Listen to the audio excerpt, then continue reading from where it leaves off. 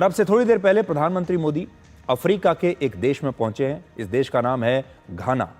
आज प्रधानमंत्री मोदी 5 देशों की यात्रा पर दिल्ली से रवाना हुए हैं और 8 दिनों की उनकी ये यात्रा 9 जुलाई तक चलेगी।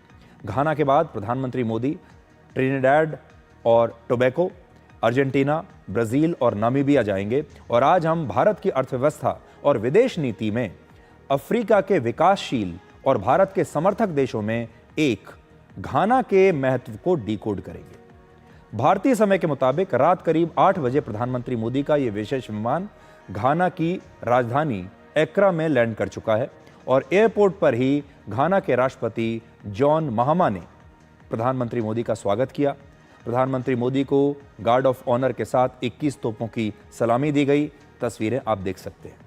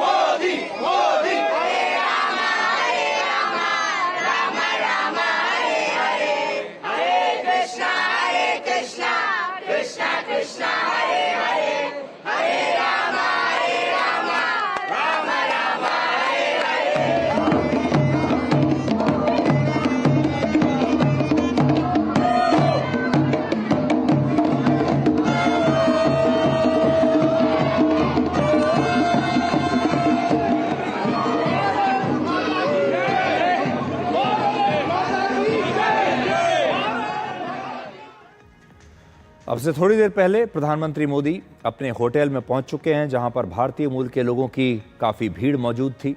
इसके बाद रात में लगभग 11:15 बजे प्रधानमंत्री मोदी और घाना के राष्ट्रपति के बीच एक आधिकारिक मुलाकात होगी और दोनों देशों के प्रतिनिधियों के बीच कई मुद्दों पर बातचीत होगी।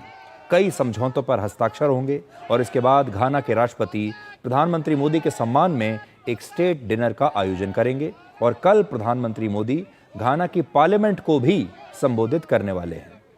तो आज सबसे पहले आपको ये बताते हैं कि दुनिया के नक्शे पर घाना कहाँ है। पहले तो आप ये जान लीजिए, घाना दिल्ली से करीब 8,500 किलोमीटर की दूरी पर अफ्रीका में है। घाना की कुल आबादी करीब 3.5 करोड़ है और भारत के 15 राज्यों में इससे ज़्यादा आबादी है। पहले तो आप देख लीजिए कि भारत और घाना दुनिया के नक्शे पर कहाँ पर हैं। लगभग 8,500 किलोमीटर की दूरी है दोनों के बीच में। और केरल की आबादी हमारे देश में करीब 3 करोड़ 60 लाख है और घाना की जनसंख्या केरल से भी कम है। घाना की जनसंख्या है लगभग 3.44 करोड़। ये हमारे केरल राज्य के आबादी के बराबर है। घाना का क्षेत्रफल करीब 2,38,000 स्क्वायर किलोमीटर का है, वर्ग किलोमीटर, और ये क्षेत्र लगभग उत्तर प्रदेश के बराबर है। पिछले 30 वर्षों में भारत के किसी भी प्रधानमंत्री की ये पहली घाना यात्रा है और इससे पहले वर्ष 1995 में तत्कालीन प्रधानमंत्री पीवी नरसिम्हा राव घाना के दौरे पर गए थे और यह पहला मौका है जब पश्चिमी अफ्रीका के किसी देश के साथ प्रधानमंत्री मोदी की इस प्रकार की कोई द्विपक्षीय बैठक होने वाली है। दुनिया के ज्यादातर राष्ट्र अफ्रीका के देशों को अनदेखा करते रहे हैं। खास तौर पर जो दुनिया के बड़े बड़े देश हैं, सुपर पावर्स जिन्हें हम कहते हैं, वो अफ्रीका की बहुत अनदेखी करते हैं।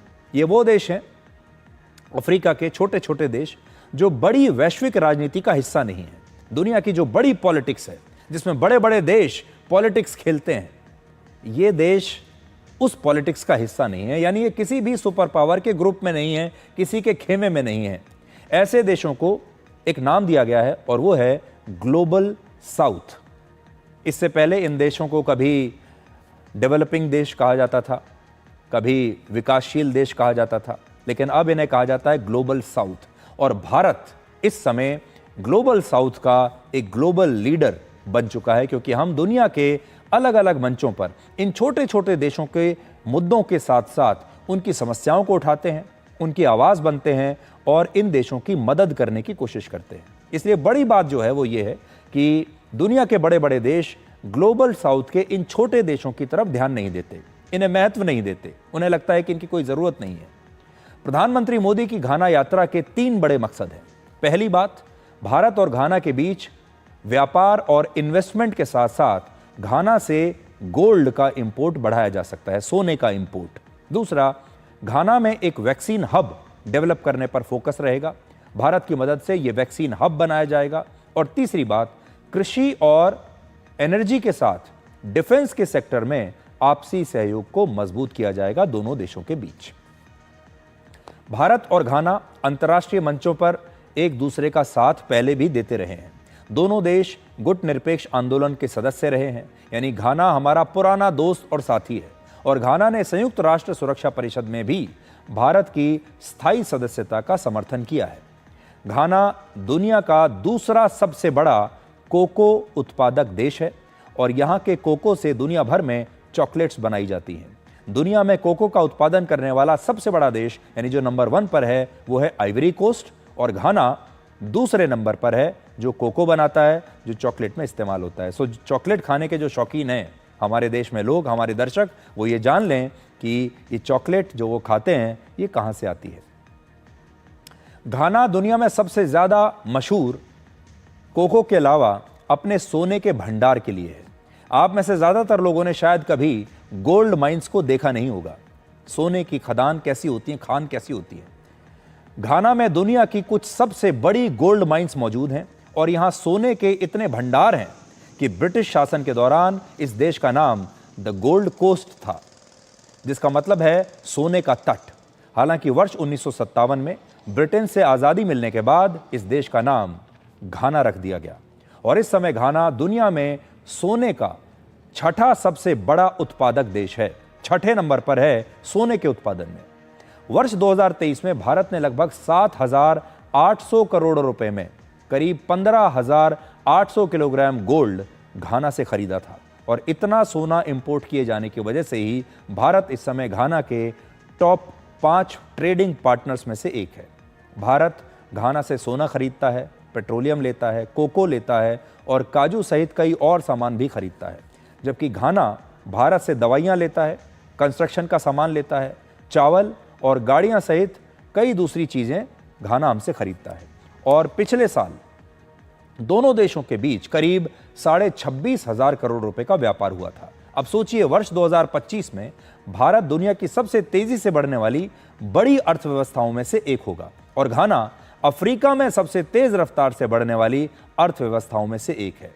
यानी इन दोनों देशों के बीच सहयोग बढ़ने से दोनों को ही बड़ा फायदा है। घाना में भारतीय मूल के करीब 15,000 लोग रहते हैं और इनमें कई लोग तो ऐसे हैं जो वहां पर पिछले 70 वर्षों से रह रहे हैं। कल प्रधानमंत्री मोदी घाना में भारतीय समुदाय के इन लोगों से मिलेंगे और इन्हें संबोधित करेंगे और भारतीयों की मदद से ही घाना अब अनाज के उत्पादन में भी आत्मनिर्भर बनने की कोशिश कर रहा है, उसमें भी हम मदद कर रहे हैं। घाना हर साल करीब 3,400 करोड़ रुपए का गेहूं पूरी दुनिया से खरीदता है। अब भारतीय वैज्ञानिकों की मदद से गेहूं की एक ऐसी किस्म तैयार की जा रही है जिसे घाना में ही उपजाया जा सकेगा। यानी घाना में हरित क्रांति लाने के लिए भारत घाना की मदद कर रहा है। CSIR का 13 इंस्टीट्यूट्स है घाना में। उसमें CRI क्रॉप रिसर्च इंस्टीट्यूट के साथ हम वीट रिसर्च किए थे। Though like 2 years of research, we have tested about 326 varieties and shortlisted variety, and we have announced the wheat. Wheat नहीं होता तो क्या होता था यहाँ पे, मतलब हम लोग क्या, आपके लोग क्या खाते थे? Yeah, here you have all the millets. Maize is there, maize ज़्यादा था, and there was rice, local rice varieties भी there. Wheat तो they were importing about $200 million का import. भारत और घाना के बीच हमेशा से दोस्ती का एक संबंध बना हुआ है। आपको याद होगा, इससे पहले कोविड-19 महामारी के दौरान भारत ने घाना को 6 लाख कोविड वैक्सीन्स दी थी, उनकी डोज दी थी। और आपको याद होगा, उस समय दुनिया में बहुत कम देश ऐसे थे जो दूसरे और छोटे देशों की मदद कर रहे थे कोविड के टाइम पर, और हमने घाना को उस समय कोविड की वैक्सीन यहां से भेजी थी। घाना के बारे में थोड़ा सा और जान लीजिए। वर्ष 1957 में, यानी हमारी आज़ादी से 10 साल के बाद घाना को आज़ादी मिली थी, और इससे भी भारत का सीधा संबंध है। भारत के राष्ट्रपिता महात्मा गांधी के आदर्शों पर घाना के एक बड़े नेता ने भी ऐसे ही आज़ादी का आंदोलन शुरू किया था, और घाना के इस नेता का नाम है क्वामे एन क्रूमा। क्वामे एन क्रूमा। इन्हें अफ्रीका का महात्मा गांधी कहा जाता है, और इन्होंने ब्रिटिश शासन के खिलाफ वैसा ही शांतिपूर्ण आंदोलन चलाया जैसा महात्मा गांधी ने भारत में अंग्रेजों की सरकार के खिलाफ चलाया था। वर्ष 1950 में इन्होंने घाना में विदेशी शासन के खिलाफ हड़ताल की अपील की थी, और तब उन्हें जेल में जाना पड़ा था, और इससे उनकी लोकप्रियता और बढ़ गई। और वर्ष 1957 में इनके नेतृत्व में घाना अफ्रीका का पहला देश बना जिसने ब्रिटेन से आज़ादी हासिल की। अब सोचिए, वर्ष 1947 में भारत को अंग्रेज़ों से आज़ादी मिली, और उसके 10 साल बाद ही 1957 में घाना को भी आज़ादी मिल गई। भारत और घाना के संबंध शुरुआत से ही दोस्ती के रहे हैं, और दिल्ली के डिप्लोमेटिक एनक्लेव में एक सड़क का नाम भी आज क्वामे एन क्रूमा के नाम पर रखा गया है।